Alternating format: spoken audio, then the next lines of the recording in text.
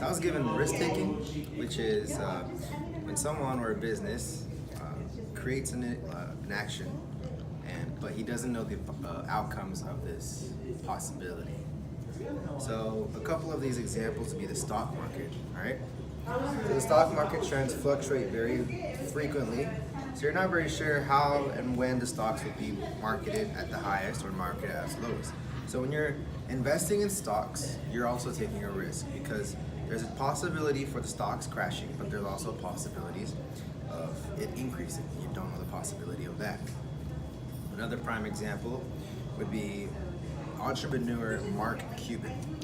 So this is the logo of the Dallas Mavericks, and he is the owner of the Dallas Mavericks. So because he invested and he bought the team, that was a risk because there is a possibility of the team falling, losing interest in publicity, and its price margin could decrease.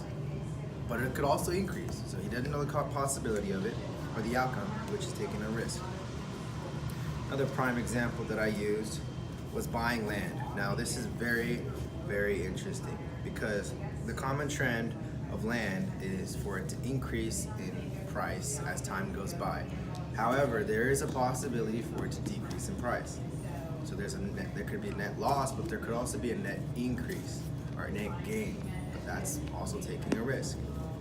Another prime example would be buying the lottery.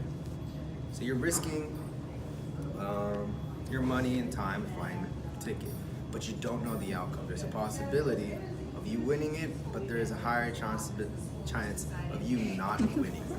So that's taking a risk. Another prime example is making and producing a movie. When creating a movie that hits the movie theaters, it costs millions of dollars. However, there's plenty of movies out there that have released and lost money. So that's also taking a risk. You're pumping all this money into this movie and hoping that it creates more money than it costs, which is taking a risk. Another example that I used was hiring an employee. So employees, they tend to, work well. However, sometimes it could be not suited for the company. So that's also taking a risk. You're paying and spending time, money on this individual and hoping that he does the best, but you don't know the possibility. That's why you hope, and that's why you're taking the risk. You could either get fired, or it could be the employee of the month that you end up hiring. The last example that I used was, actually, that's it. Yay!